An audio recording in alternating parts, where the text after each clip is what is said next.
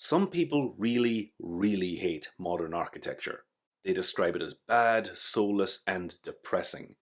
If there is something wrong with modern architecture, I think it goes beyond the buildings themselves. To discuss this sensibly, we need to understand two things. First, what do we mean when we say modern architecture? Second, if so many people hate modern architecture, why do so many modern buildings get built? Let's start with the first question. Modern architecture began in the early 20th century as a rejection of European aristocratic and bourgeois aesthetics. It was made possible by the new building materials steel, concrete, and glass. The modern style started out with very clear forms, simple geometry, no decoration, horizontal windows, flat roofs, open plan spaces. Modern buildings were designed as abstract exercises in the art of form following function. A modern building looked a certain way because of the functions that building accommodated. A factory would look like a factory and not pretend to be something else. The first modern architects rejected history. They deliberately did not reference traditional styles or materials. Their architecture became known as the international style because it tried to be at home everywhere. Modern architecture now has to address the two big issues its founders didn't consider. If a building is designed to look like its function, what happens if that function no longer exists? What happens when the factory closes down, but the building remains? Can it be transformed into something new if its original form was designed for one purpose? And if a style tries to be at home everywhere, what happens when it ends up belonging nowhere? Will anyone feel a connection to these buildings and pay for their upkeep? If a building is unloved, it will not last very long. The problem now is that modern architecture has been around for over 100 years, and to address these two problems of function and belonging, it has evolved into many different versions, some as different from each other as Gothic is from Georgian.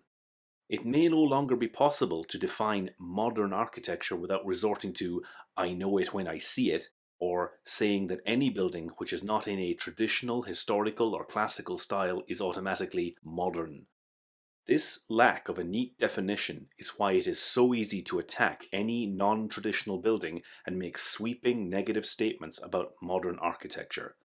Because modern architecture keeps evolving, it hasn't settled into one coherent style with easily defined characteristics, which is why it's so difficult to discuss this subject with any clarity. One bad building and all of modern architecture gets the blame. The second question is a more political one. If people don't like modern architecture, why are modern buildings in every city on Earth? Architecture often raises issues of history and culture, which can be very uncomfortable subjects in many parts of the world. In most countries, there will be some history involving class struggle, invasion, civil war, colonization, genocide, slavery, religious oppression, ethnic cleansing, and the winners and losers in those conflicts are keenly aware of the style of architecture associated with that history. Modern architecture was supposed to be new, fresh, and free of any historical baggage. It should have been the ideal style any society could agree on. The tragedy of modern architecture is that it became the preferred style of corporations, governments, and the wealthy. I suspect they are damned if they do and damned if they don't. If a new building copies the past, it could be controversial. In seeking to avoid historical issues and project an image of modernity, those with power and wealth created a style of architecture that became despised by the powerless. When people say they hate modern architecture, I believe them, but I wonder if these themes play a role in their anger. Do they hate more than just the architecture? Do they hate buildings being imposed on them by faceless corporations and unaccountable governments? Do they feel a sense of belonging to an older historical era and want to recreate that architecture even if it takes sides in old conflicts? I don't think there is an easy answer to any of this, but I did see some of these themes in a building I visited recently. The V&A Museum in Dundee, Scotland was designed by Japanese architect Kengo Kuma and opened in 2018. I studied architecture at the University of Dundee and have a lot of fond memories of my time there. I now live half an hour away from Dundee, and I'm glad the city got this investment, but I should say that I'm not a massive fan of the design. However, it does serve to illustrate some of what is wrong with modern architecture today. The original Victoria and Albert Museum is in London, and they chose Dundee as an outpost. The V&A is technically a non-departmental public body. That means the museum is simultaneously independent of government ministers, but somehow still accountable to the public through Parliament. I don't pretend to understand the legal niceties, but it seems somewhat arbitrary that a quasi-government-owned museum chose a small regional city to bestow a building on. Dundee may have welcomed the investment, but it's not hard to see how this decision-making process seems remote from local people. The choice of site was more obvious. The city has been trying to redevelop the waterfront area for many years. Dundee has a beautiful location on the River Tay, but for some reason, the city centre turns its back on the water. The site used to house a large swimming pool, and a busy road and underground train line runs parallel to the river next to the site. The city council used to have their headquarters nearby, and this, a hotel, the swimming pool and train station were demolished to make way for a new waterfront redevelopment. The centrepiece of this redevelopment will be the new museum. The busy road still remains, so the visitors have to cross 4 lanes of traffic to get to the museum. This creates a sense of disconnection between the city and the new building. You can see from this Google Earth 3D taken during construction how isolated the site is from the rest of the city. In time, other buildings will emerge nearby, so maybe this will be less of a problem in the future. Then there was the choice of architect. The V&A held an international design competition and, after reviewing several proposals, chose to work with Kengo Kuma. Architectural competitions can appear arbitrary, and this is a classic example. The architect had never visited Scotland, but that didn't seem to deter either him or the V&A. Kuma stated his inspiration for the design came from a photograph of cliffs in Orkney, almost 200 miles from Dundee. The city is built on a river estuary. There are no cliffs anywhere nearby.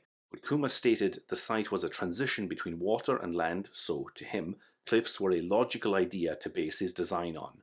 So, we have an organisation based 500 miles away in London, semi-autonomous from government, hiring an architect who had never visited the country, to design a building physically disconnected from its host city, using visual inspiration which bears no resemblance to the locality. What could possibly go wrong? It gets even weirder when you look at Kengo Kuma's other work.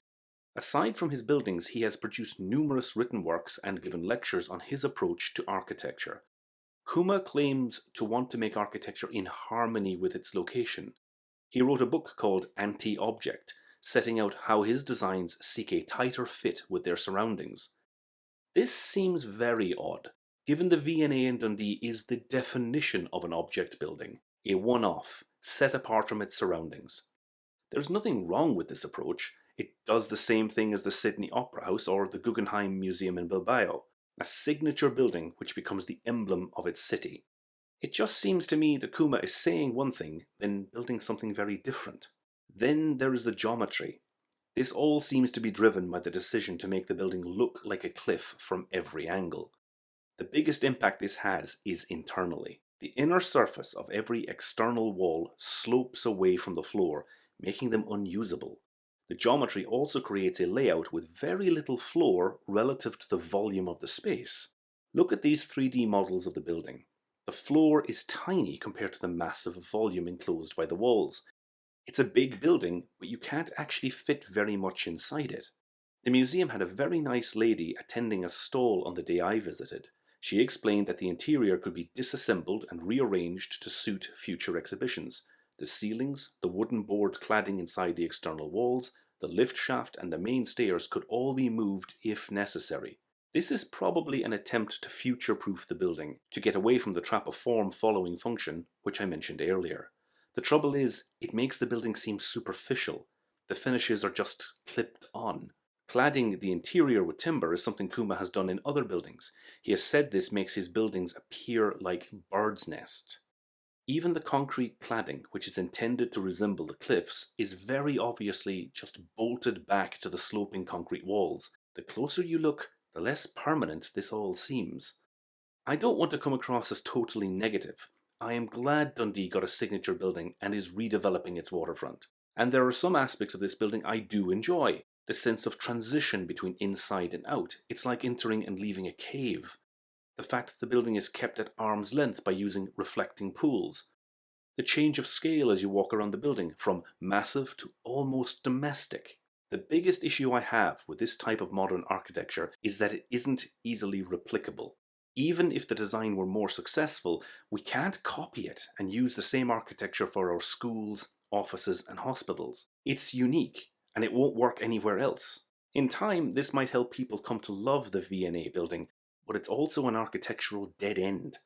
Mainstream modern architecture with its infinite repetition is very easy to copy, which is why it's spread around the world, and it's also why people hate it. Modern architecture has been too successful for its own good. Now, to create something special, we have to build crazy geometry because no one will accept a plain old rectangle anymore. My name is Neil, and I regularly make videos on the reality of being an architect today. If you want to see more, please subscribe.